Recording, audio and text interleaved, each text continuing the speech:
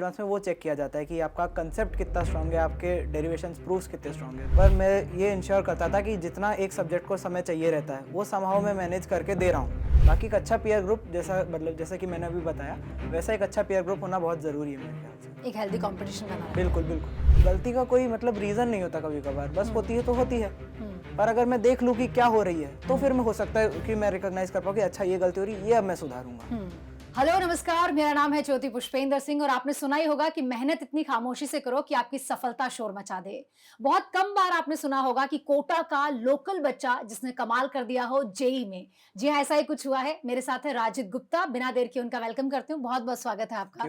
और सबसे पहले बहुत सारी बधाइयां आपको कि आपने ऑल इंडिया रैंक 16th हासिल की है, और जो कि अपने आप में एक बहुत बड़ी अचीवमेंट है। Thank you. अच्छा राजित, ये खुशी कैसी है? कोटा से ही आप हो और आपको ये माहौल अपने आप में यहीं पे मिल गया, ये गॉड गिफ्टेड है कि आपको कहीं जाना नहीं पड़ा अपनी फैमिली को छोड़ के।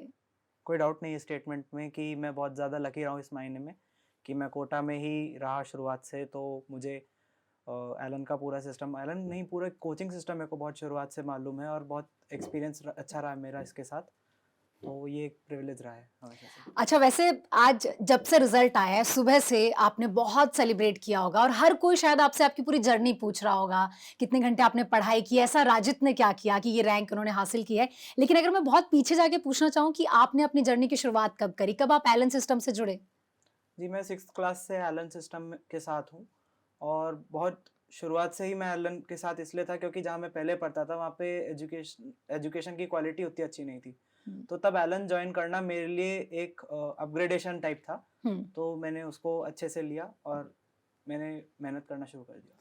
अच्छा राजिद, क्या एडवाइस करोगे? क्या एक सही एज में आपको अपने लिए मैं कहूँगी एक सही सिस्टम ढूँढ लेना चाहिए? क्या एक सही कोचिंग का साथ, सही स्कूल का साथ, सही गाइडेंस कितनी ज़रूरी होती है?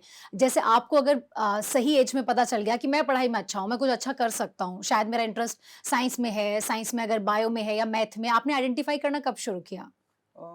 ये मैंने 10th क्लास के एकदम शुरुआत में पता लगाया था कि मुझे करना क्या है। हुँ, मेरा इंक्लिनेशन कोई ऐसा पर्टिकुलर सब्जेक्ट की तरफ ज़्यादा नहीं था। बस मुझे ऐसा था कि जो मुझे पढ़ाया जाएगा मैं सीख लूँगा। हुँ। तो फिर मैंने डिसाइड किया कि मुझे मैथ्स इसलिए लेनी है क्योंकि मैथ्स में स्कोप ऑफ डेवलपमेंट बहुत ज़्यादा रहता है, not only in maths but also in physics and chemistry, इसलिए मैंने मैथ्स चूज़ किया था। ओके, क्या पहले आपने कुछ ओलंपियाड एग्ज़ाम ऐसे कुछ दिया है? ये देखने के लिए कि मैं कहाँ स्टैंड करता हूँ? अम, अ, बहुत सारे गवर्नमेंट ऑर्गेनाइज्ड ओलंपियाड्स होते हैं, हुँ, तो वो तो देने ही चाहिए, वो तो नो डाउट देने चाहिए क्योंकि वो एक नेशनल स्टैंडर्ड एग्जामिनेशन है। हुँ, तो आपको असेसमेंट होता है, जैसा आपने कहा कि हुँ। असेसमेंट होता है बाकी बच्चों के बीच में मैं कहाँ स्टैंड कर रहा हूँ। तो वो ज़रूरी होता है मेरे ख्याल से, क्योंकि ऐसा नहीं होगा कि आप 5 साल या फिर 2 साल जितना भी, 2 साल आप पढ़ रहे हैं, फिर आखिरी दिन आप एक टेस्ट दे के जाते हैं और फिर आपको पता पड़ता है कि अरे यार मेरा तो 2 साल मैंने ऐसे निकाल दी। तो आपको चेक्स मिलते रहते हैं बीच-बीच में कि हाँ, मेरा ये स्टैंडिंग है, अभी मेरा ये स्टैंडिंग है, तो देना ज़रूरी है मेरे ख्याल से। अच्छा, रिज़ल्ट आने के बाद से आज दिन भर क्या कुछ हुआ? क्या मैं कहूँगी, जैसे होता है ना कि एक स्टार वाली वाइब आ जाती है। हर कोई आपसे पूछ रहा होता है कि अच्छा आपने ऐसा क्या किया? कितने घंटे पढ़ाई करी? हर कोई सेल्फी के लिए भी पूछ रहा होता है। ये फीलिंग कैसी है और कैसे इसे एन्जॉय कर रहे हो? अम, बहुत ज़्यादा तो कुछ स्पेशल है नहीं, मतलब क्योंकि मैं जो कल था मैं वो आज भी हूँ, कल भी रहूँगा। ऐसा कुछ बहुत बड़ा हुआ नहीं है। ये तो छोटे-छोटे हुँ, माइलस्टोन्स हैं, मतलब आज मेरा कल किसी का।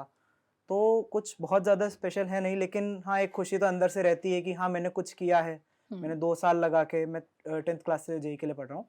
तो मैंने 3 साल लगा के कुछ मेहनत करी है, तो कुछ रिज़ल्ट मुझे मिला है। इस बात की मेरे को खुशी हमेशा रहेगी। अच्छा, जब भी हम कुछ अचीव करते हैं, क्या वो बहुत मैं कहूँगी लगता है आगे के लिए कि मोटिवेशन आ गया है, अच्छा मैं ये अगर अचीव कर सकता हूँ, मैं जेईई मेन में इतना अच्छा परफ़ॉर्म कर सकता हूँ, तो जेईई एडवांस में भी कर सकता हूँ या आगे उसमें भी कर सकता हूँ फ्यूचर में। कहीं न कहीं एक मोटिवेशन मिलता है? बिल्कुल। और मेरे ख्याल से ये जो मोटिवेशन होता है यही जैसे एक बच्चा और कोई दूसरे बच्चे में अंतर क्या है कि वो दुनिया को किस तरीके से एक्सेप्ट करता है। तो अगर मैं ये ठान लूँ कि हाँ, ये जो अचीवमेंट है मेरा, इसको मैं मोटिवेशन की तरह लूँगा, तो फिर मैं प्रोग्रेस दिखाऊँगा। अब अगर कोई बच्चा ऐसे दुखी होके बैठ जाए कि अरे यार आज मेरा टेस्ट बिगड़ गया और उसको लेके बैठ जाए, हुँ। तो बहुत ज़्यादा फ़र्क आ जाता है। उस मेंटालिटी के कारण बहुत ज़्यादा फ़र्क आ जाता है। तो ये जो छोटे-छोटे अचीवमेंट्स हैं, इनको अपने साथ लेके चलें और यही मोटिवेशन देते हैं, यही आपके लिए आगे का सपोर्ट बनेंगे। अच्छा राजित, मैंने बहुत सारे स्टूडेंट्स से सुना है जो कोटा लोकल होते हैं और जो मतलब यहीं कोचिंग में पढ़ाई कर रहे होते हैं, वो कहते हैं कि घर पे रहकर पढ़ना बड़ा मुश्किल हो जाता है। बहुत सारे डिस्ट्रैक्शंस होते हैं, फैमिली फंक्शन भी आ रहे हैं, घर पे हर कोई आपसे बात भी करना चाह रहा है। क्या आपके साथ ऐसा हुआ? आपने कैसे मैनेज किया या कैसे अपना रूटीन क्या बना के रखा था कि जिसकी वजह से आज आप यहाँ पर हैं?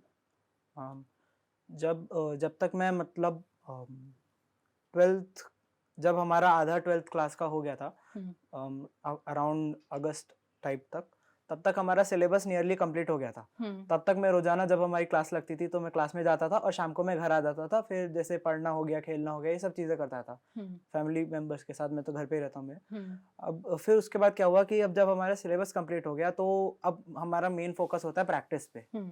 और वो मुझे पर्सनली ऐसा लगा कि घर पे मेरे से उतनी अच्छी होती नहीं, क्योंकि मेरी एक छोटी बहन है, वो जब तक रहेगी तो आपको पता है पढ़ाई हो ऑफ़ नहीं कोर्स सकती। हाँ। फिर माँ भी आएगी, चक्षु खाना खा ले, अच्छा मेरा घर का नाम चक्षु है, सॉरी। ओके चलिए हमें भी पता चल गया। खाना खा ले, ये सब होता रहता है। इसलिए फिर मैंने चूज़ किया कि मैं एलन में जाऊँगा, वहाँ पे एक हुँ, कमरा जैसे सेल्फ स्टडी रूम्स होते हैं, हुँ, तो वहाँ पे आप जाओ, बैठो, कोई आपको डिस्टर्ब नहीं करेगा। आपको जब भी डाउट आए, तुरंत आप बाहर जाओ, टीचर बैठे रहते हैं डाउट काउंटर पे, हुँ, आप उनसे जाके क्लियर कर लो। तो हुँ, मेरे ख्याल से ये एक प्लस पॉइंट रहा है एलन का भी, और मेरे पढ़ाई के तरीके का भी, कि मैं सेल्फ स्टडी में ज़्यादा बिलीव कर रहा था आखिरी के समय में, ओके। और मैं एलन में बैठ के पढ़ता था।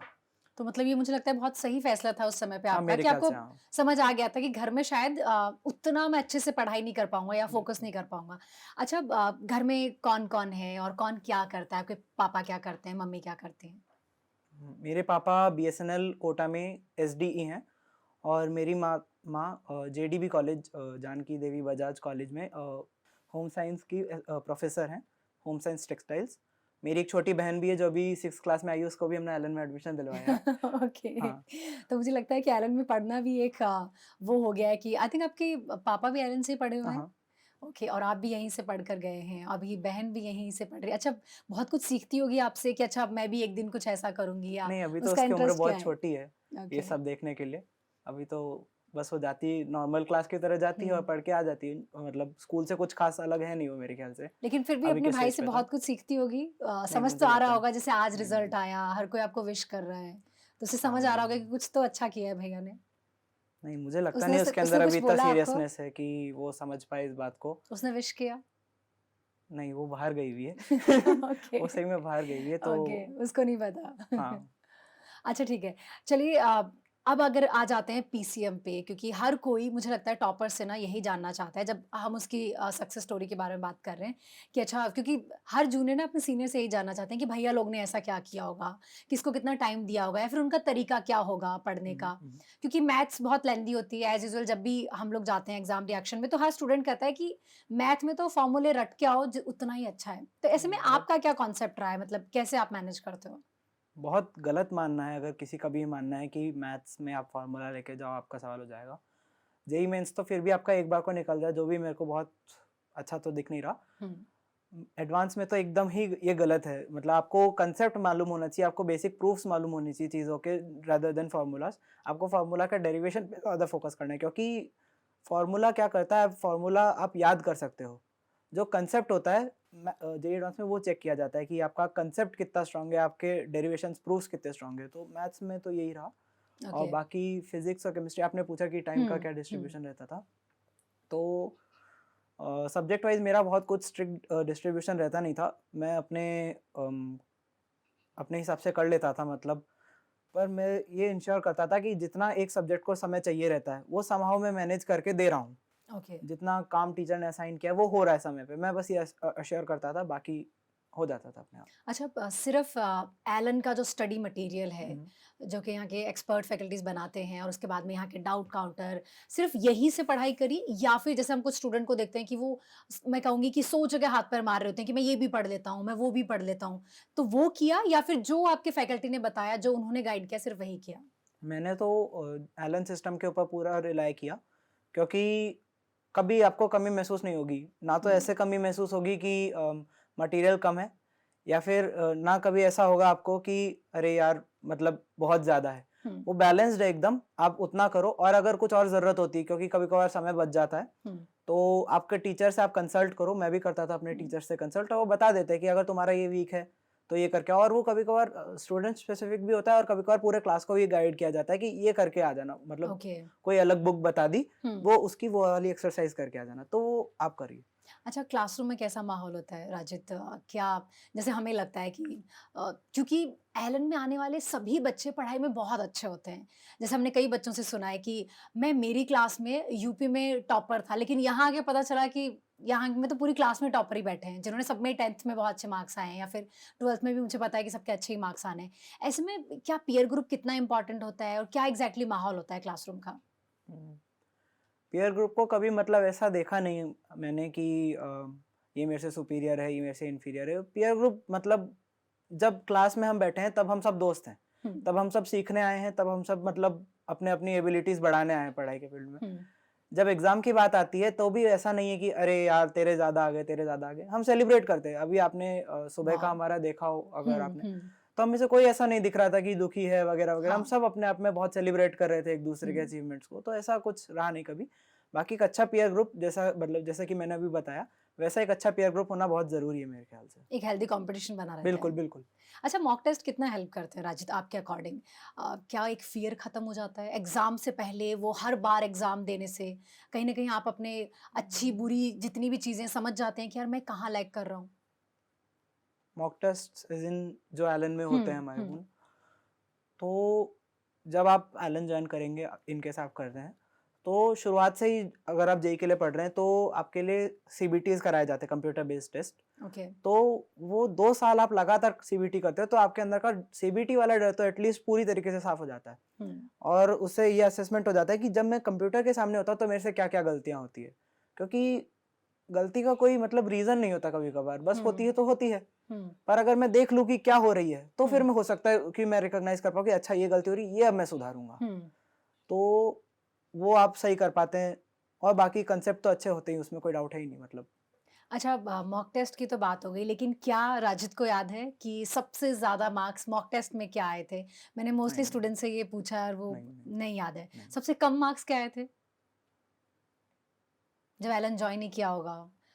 एलन जॉइन तो खैर आपने 6th क्लास में किया, लेकिन आफ्टर 10th जब लगा हो कि मैंने ऐसा क्या छोड़ दिया या क्या ऐसा मिस कर दिया कि मेरे इतने कम मार्क्स आए? एक हमारा अभी आखिरी के समय में जेईई मेंस का टेस्ट हो रहा था, हुँ।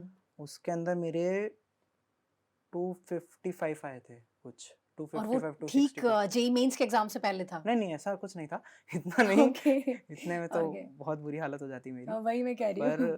मतलब एक टेस्ट के दौरान कुछ एक टेस्ट था जिसमें 255 कुछ आए थे, तो तो खुद को कैसे लाइक उन चीज़ों को समझा? दुखी तो हुआ था मैं मतलब। हुँ, फिर मैंने देखा भी सर कि जो मिस्टेक्स हो रही है वो कंसेप्ट वाली मिस्टेक नहीं थी, वो सिली मिस्टेक थी। वो कहाँ होती है कि आपका दिमाग जो है वो काम नहीं बचा अब। मतलब आप पैनिक कर जा रहे हो, वही वाली गलतियाँ होती हैं फिर सिली मिस्टेक्स हो गई। तो फिर मैंने अपने आप को थोड़ा शांत किया, मैंने खेलने जाना शुरू किया वापस क्योंकि मैंने बीच में छोड़ दिया था। हुँ। रिज़ल्ट सँभल गया। सिली मिस्टेक्स कितनी सिली होती है? मतलब मैंने बहुत सारे स्टूडेंट से ये सुना है कि एग्ज़ाम से पहले तक मैं बहुत अच्छा कर रहा था, मैं क्लास में भी बहुत अच्छा कर रहा था, लेकिन जिस दिन मेरा मेन एग्ज़ाम था, उस दिन मेरे से सिली मिस्टेक्स बहुत हुई। हुँ। उन्हें कम कैसे किया जा सकता है? मैं क्या बताऊँ, मैं खुद 2 करके आया हूँ। लेकिन मैं ओके। वैसे इन जनरल बता सकता हूँ क्या वो 2 कि सिली मिस्टेक्स थी? बताएँगे आप? फिज़िक्स में थी मतलब अब हुँ, मैं ऐसे कैसे बताऊँ? इंटीजर ग्रेड में 2 सवाल थे, उन दोनों में मैंने एक में कैलकुलेशन मिस्टेक कर दिया, एक में क्वेश्चन गलत पढ़ा। ओके। अम, पर इन जनरल मैं अभी के अपने एक्सपीरियंस से बता रहा हूँ हुँ, कि दिमाग को आप जितना शांत रख सकते हो उतना शांत रखें, सिली मिस्टेक्स कम हो जाती हैं। हुँ। और जैसे-जैसे कांसेप्ट स्ट्रॉन्गर होते जाते हैं आपके वैसे-वैसे कॉन्फिडेंस भी बढ़ता जाता है, तो अपने आप मन थोड़ा काम होता जाता है, तो सिली मिस्टेक्स वैसे भी कम होती जाती है। बस। अच्छा, जब आपने एग्ज़ाम दिया सेशन 1 में, हुँ, हुँ। एग्ज़ाम वाला दिन क्या एग्ज़ैक्टली आपको याद है? उस दिन से ठीक 1 दिन पहले क्या कुछ आपकी प्लानिंग थी? एग्ज़ाम की स्ट्रैटेजी आपने क्या प्रिपेयर करी थी कि मैं ये करूँगा, पहले ये पार्ट सॉल्व करूँगा या मैं कैलकुलेशन में इस तरह से करूँगा? आपकी क्या प्लानिंग थी? एग्ज़ाम से 1 दिन पहले तो मतलब 1 दिन भी नहीं, फिर तो वो 1 महीना कुछ ही हो गया कि हम हुँ, एनसीईआरटी पढ़ रहे हैं, बार-बार पढ़ रहे हैं, जो अंडरलाइन्ड है उसको अच्छे से देख रहे हैं, याद करने की कोशिश कर रहे हैं, ये सब था। फिर रात को मैंने एक प्रीवियस ईयर जेईई मेंस का पेपर दिया था, जो मेरा एक पेंडिंग चल रहा था, हुँ, तो मैंने वो दिया। उसके अंदर मेरा स्कोर कुछ ख़ास अच्छा था नहीं, बहुत ज़्यादा गलतियाँ हो गई थी उसके अंदर भी। लेकिन मैंने उसको इग्नोर मार दिया कि अब इसको लेके अगर मैं दुखी होऊँगा तो फिर मेरा कल का टेस्ट बिगड़ सकता है। यस। उसके बाद फिर मैं वापस एनसीईआरटी पढ़ने बैठ गया और मैं बहुत जल्दी सो गया था। मतलब हमारा टेस्ट 9 बजे शुरू हो जाता है, तो हमने प्लान बनाया था हम 7:30 बजे रिपोर्ट करेंगे सेंटर पे। हुँ, उसके लिए मेरे को जल्दी उठना होगा, इसलिए मैं 11 बजे सो गया था। फिर मैं आराम से 7 घंटे की नींद लेके उठा। फिर हम तैयार वगैरह हुए, फिर मैंने वापस से एनसीईआरटी पढ़ी क्योंकि कुछ चीज़ें हैं, डेटा पॉइंट्स जो आपको याद ही करने रहते हैं, तो वो मेरी मेमोरी थोड़ी कमज़ोर है, इसलिए मैं भूल जाता हूँ, इसलिए मैं बार-बार कर देखता रहता हूँ ताकि कैसे न हुँ, कैसे बस इधर रुक जाए थोड़े समय के लिए। हुँ, और फिर हम मंदिर गए ताकि मतलब थोड़ा भगवान यस। का भी सा तो कौन-कौन आशीर्वाद रहे। साथ में था? मम्मी? मैं, माँ और पापा और मेरी बहन। ओके। फिर हम सेंटर पे गए, अंदर आशीर्वाद लेके गया मैं माँ-पापा का, बस। ओके। अच्छा, फाइनली मैं कहूँगी कि जो 2 साल 3 साल मेहनत करी थी उसका परिणाम आपको मिल गया। एग्ज़ाम हॉल में एग्ज़ैक्टली मैंने बहुत लोगों से सुना है कि वो पूरा गेम उन 3 घंटों का है। पहले आप कितना भी कुछ भी सोच लो, लेकिन उस टाइम आप पैनिक रहते हो, काम रहते हो, या एग्ज़ैक्टली आप पेपर को कैसे समझ रहे हो, उसपे बहुत कुछ डिपेंड करता है। क्या थोड़ा भी आपको उस टाइम पे लगा कि यार मैं बहुत नर्वस हो रहा हूँ, या पेपर नहीं, देख के नहीं, कैसा फ़ील हुआ? नहीं। क्योंकि मुझे पता था कि अगर मैंने थोड़ा-सा भी कंट्रोल छोड़ा, हुँ, तो फिर गलतियाँ होना शुरू होंगी। इसलिए मैंने अपने ऊपर पूरा कंट्रोल रखा कि मेरे को कुछ भी हो जाए, पैनिक नहीं होना। हुँ, क्योंकि अभी मैं एक गलती करूँगा तब फिर मेरी गलती ज़्यादा हो जाएगी। इसलिए एकदम काम माइंड के साथ मैंने पेपर करने की पूरी कोशिश करी और मेरे ख़्याल से मैं सफल रहा। अच्छा राजित, क्या कभी अपनी इस पूरी जर्नी में आपको डिमोटिवेशन हुआ, और अगर हुआ बहुत भी बार, बहुत बार। तो फिर आपने खुद को कैसे ओवरकम किया? कैसे, लाइक क्या आपने मेंटर से बात करी? क्या आपने पेरेंट्स से बात करी? और क्या इन सब चीज़ों में बात करना बहुत ज़रूरी है? लाइक आप कुछ फ़ील कर रहे हो तो शेयर करना ज़रूरी है? आपको क्या लगता अम, है अगर बाकी स्टूडेंट्स को आप एडवाइस करना चाहो? हार्डली कोई ऐसा रहता होगा जिसको मतलब थोड़े समय के लिए डिमोटिवेशन नहीं होता होगा। अ, हर हर कोई को होता है कभी-कभार कि अरे मतलब ये यार जर्नी मार्क्स का नहीं हिस्सा आ है। रहे। हाँ, मतलब मेरे ख़्याल से हुँ, बहुत कॉमन चीज़ है ये। सबको होती है, हमारे बैचमेट्स को होती है, मुझको भी होती है, उसमें क्या है, मतलब कुछ ऐसा बड़ी बात नहीं है। उससे ओवरकम करना भी बहुत ज़्यादा मैं मुश्किल नहीं मानता क्योंकि आप समझिए आप एक जर्नी में आप डेवलप कर रहे हैं, हुँ, तो आपको अपने ऊपर भरोसा रखना पड़ेगा कि इम्प्रूवमेंट आएगा। ये आपको अपने ऊपर भरोसा रखना पड़ेगा, तो मेरे ख़्याल से वो चला जाता है, डिमोटिवेशन जो होता है कि मैं प्रैक्टिस कर रहा हूँ, मैं कोशिश कर रहा हूँ पूरी-पूरी तो रिज़ल्ट बढ़िया ही आएगा, कुछ हो नहीं मतलब कुछ उसके अंदर दो राय नहीं है मतलब। ओके। अच्छा राजित, बहुत सारे स्टूडेंट्स आपके साथ आपकी क्लास में रहे होंगे, और वो मुझे लगता है कि हर स्टेट और अधिकतर सिटीज़ से होंगे। कितना अच्छा लगता है अलग-अलग शहर, अलग-अलग स्टेट के लोगों से मिलना, और उनके साथ जब आप एक बॉन्ड क्रिएट कर जाते हो। फिर जब आपकी इस हुँ। तरह की बातें होती है कि चलो एक ही कॉलेज में अगर पहुँच गए, तो साथ में इस तरह से पढ़ाई करेंगे। क्या ऐसा कुछ? मैं तो 6th क्लास से एलन में हूँ, तो 6th क्लास से यही देख रहा बहुत हूँ सारे मैं। फ्रेंड्स होंगे। हाँ, नहीं फ्रेंड्स तो मेरे बहुत सारे हैं ही सर ही और जैसा आपने कहा अलग-अलग स्टेट से तो 6th क्लास से ही देख रहा हूँ। और मतलब वो तो है ही सर ही कि अलग-अलग जगह के अलग-अलग कल्चर देखने मिलते हैं। बहुत ज़्यादा नहीं देखने मिलते क्योंकि हुँ। क्लास में तो ऐसा कुछ है नहीं यस, यस। कि खाना ला रहे हैं अपने-अपने जगह का। पर ओके। थोड़ा-थोड़ा मतलब ऐसा रहता है कि अच्छा इसकी ये आदत इसलिए है क्योंकि ऐसा। हुँ। बस बहुत ज़्यादा कुछ उसका फ़र्क पड़ता नहीं क्योंकि सब सीखने आए हैं और सीखना सबको सेम ही है। तो मेरे ख़्याल से उससे कुछ ख़ास फ़र्क पड़ता नहीं है। अच्छा, क्योंकि आप कोटा से ही हैं, तो मैं पूछ ही लेती हूँ आपसे ये सवाल। बहुत सारे जो लोग हमें देख रहे हैं इस वक़्त, और बहुत सारे, मैं कहूँगी स्टूडेंट्स के पेरेंट्स अक्सर जानना चाहते हैं कि कोटा में ऐसा क्या है, या कोटा शहर का इकोसिस्टम किस तरह से बनाया गया है, और यहाँ रहने वालों को वो कैसा लगता है? आप यहीं से हैं, यहीं पर आपने पढ़ाई करी है, आप इस शहर के बारे में क्या कहेंगे? पढ़ने वाले हुँ। स्टूडेंट्स के लिए ये शहर कैसा है? अभी जैसा मैंने कहा कि अगस्त के बाद मैं एलन में बैठ के पढ़ता था। तो अभी इन कुछ महीनों के लिए मैं एकदम बाहर का बच्चा ही हो गया क्योंकि मैं मेरे घर पे भी हुँ, बहुत समय तक रुकता नहीं था। हुँ, क्योंकि मैं सुबह निकल जाता हूँ और रात को घर आता हूँ। हुँ, एलन में बैठ के पढ़ता हूँ तो बढ़िया है क्योंकि आप समझिए कंपटीशन आपको अच्छा खासा मिल रहा है, आपको टीचर्स अच्छे खासे मिल रहे हैं हुँ, और जहाँ पे भी आप रहते हैं जैसे हॉस्टल हो गया वगैरह-वगैरह तो वहाँ हुँ, पे भी अच्छे आपको रूममेट्स या फिर आपको जो आपके हुँ। पास में रहते हैं वो बढ़िया मिल जाते हैं मेरे ख्याल से। तो अम, ये शहर अच्छा है पढ़ने वाले बहुत, स्टूडेंट्स बहुत के लिए। मतलब इससे बढ़िया और कहाँ कुछ मिलेगा आप मेरे को बताइए, आपके पास कोई एग्ज़ाम्पल हो तो बता दीजिए? नहीं, डेफ़िनिटली इसीलिए मैं चाहती हूँ कि आप ये बताएँ, क्योंकि जैसे हम कहते भी हैं कि बहुत सारे सपने कोटा आते हैं, और यहाँ से सिलेक्शन लेकर भी जाते हैं, यहाँ से टॉप करके भी जाते हैं, अपने ड्रीम कॉलेज पहुँच जाते हैं। राजित, आपका ड्रीम कॉलेज कौन-सा है? वैसे तो मुझे लगता है आईआईटी बॉम्बे ही होगा, बट फिर भी? मेरा ड्रीम कॉलेज है आईआईटी एडवांस में बेस्ट परफॉर्म करना, यही मेरा ड्रीम कॉलेज है। अभी ओके। उसके बाद देखा जाएगा, उसके बाद 1 महीना मिलता है ना। तो एक बहुत बड़ा टारगेट, एक बहुत बड़ा एम अभी बाकी है, एडवांस जी, की जी प्रिपरेशन एडवांस। बाकी है। अच्छा, आखिर में पूछ लेती हूँ, एडवांस को लेकर अभी से क्या प्रिपरेशन है, क्या स्ट्रैटेजी है? क्योंकि जैसे आपने कहा मेंस और एडवांस्ड के एग्ज़ाम में बहुत बड़ा अंतर होता है और ऐसे में उसकी प्रिपरेशन में मुझे लगता है आपको रात-दिन एक करना पड़ेगा। आपकी क्या स्ट्रैटेजी है? हम जेईई मेंस के समय तो एक बार हमने एनसीईआरटी पढ़ी थी। जेईई एडवांस के लिए भी हमारे टीचर्स सजेस्ट करते हैं कि केमिस्ट्री की एनसीईआरटी और एक केमिस्ट्री की लैब मैनुअल आती है, वो पढ़ो। और फिज़िक्स और मैथ्स में उतना कोई ज़रूरत होती नहीं है उसकी, पर केमिस्ट्री के लिए बहुत ज़्यादा इम्पोर्टेंट है वो। उसके बाद जैसे कॉन्सेप्ट्स की बात आती है, हुँ। तो वो आपने जो सीखा 2 साल में, 3 साल में, वही है, बस बार-बार उसको अप्लाई करना और प्रैक्टिस के साथ एक्यूरेसी बढ़ाते हुए समय मिनिमाइज़ करना है आपको। वही करना, वही मेरा भी टारगेट है अगले 1 महीने के लिए, वही औरों का भी टारगेट होगा। अच्छा राजित, आपने सेशन 1 एग्ज़ाम दिया, क्या आपने सेशन 2 नहीं, दिया? मैंने सेशन 2 नहीं दिया। इसके पीछे आपकी क्या मंशा थी? मतलब मैंने अधिकतर हुँ। स्टूडेंट को देखा है कि वो सेशन 2 इसलिए देते हैं कि चलो जिसमें भी बेस्ट रहा, वो मैं रख लूँगा। लेकिन फिर भी आपने क्यों नहीं दिया? आपको लगा कि शायद ये टाइम वेस्ट होगा, मुझे एडवांस पे फ़ोकस करना चाहिए? हाँ, मेन रीज़न वही था, मतलब टाइम वेस्ट ही। आप समझिए मेरा गोल क्या था, मैं अभी भी वही कह रहा हूँ, मेरा गोल है, मेरे को जेईई मेंस पास करना था। हुँ, जो मार्क्स आ जाते, हुँ, कुछ ऐसा है नहीं उसके अंदर कि जेईई मेंस में अच्छी रैंक आ गई तो अरे वाह! अरे वाह! जी, मैं वही बोला कि जो मैं कल था वो मैं आज हूँ, वो मैं हुँ। कल रहूँगा। तो जेईई मेंस बस मेरे को क्रॉस करना था, मेरा असली टारगेट जेईई एडवांस है, इसलिए मैंने जेईई मेंस सेशन 2 नहीं दिया। चलिए राजिद था, क्योंकि आपका असली टारगेट जेईई एडवांस है और हुँ, आपका समय हम वेस्ट नहीं करेंगे और हम सच में आपको पूरी एलन की टीम की तरफ से विश करती हूँ थैंक यू। कि आप एडवांस में बहुत अच्छा परफ़ॉर्म करें, एक बहुत अच्छी रैंक आप लेकर आएँ और हम यहाँ पे फिर से बैठे हों आपकी सक्सेस जर्नी आपसे मतलब जानने के लिए। चलिए बहुत-बहुत शुक्रिया। क्या आप अंत में स्टूडेंट्स को कुछ कहना चाहेंगे? मैं शुरुआत से ये इस चीज़ में बहुत ज़्यादा मानता हूँ कि आप जहाँ पे भी पढ़ रहे हैं, टैलेंट ज़रूरी नहीं है। आपके जो टीचर हैं वो आपसे बहुत ज़्यादा एक्सपीरियंस रखते हैं, तो उनके ऊपर आँख बंद करके भरोसा करें। अब ऐसा नहीं होगा कि आप आधा इनके ऊपर कर रहे हैं, आधा अपने आप से कर रहे हैं। पूरा उनके ऊपर ही भरोसा रखें और आगे मेहनत करते रहें। मेहनत का कोई और सब्स्टिट्यूट नहीं है, करनी ही पड़ेगी, तो करते रहें। बहुत-बहुत शुक्रिया और जैसे राजित ने कहा कि मेहनत का कोई सब्स्टिट्यूट नहीं है। अगर आप मेहनत करते हैं, तो निश्चित तौर पर सफलता ज़रूर मिलेगी और आप अपने टीचर की भी सिर्फ बात सुनते हैं, तो जो सपना लेकर आप आ रहे हैं, वो सपना निश्चित तौर पे पूरा होगा। तो चलिए, मिलते हैं किसी और सक्सेस जर्नी के साथ और एक नई कहानी के साथ, जो शायद आपको इंस्पायर कर दे, शायद आपको बहुत कुछ उस स्टोरी से सीखने को मिल जाए। और एक बार फिर से बहुत-बहुत शुक्रिया और थैंक बहुत सारी शुभकामनाएँ आपको। Thank you. Thank you.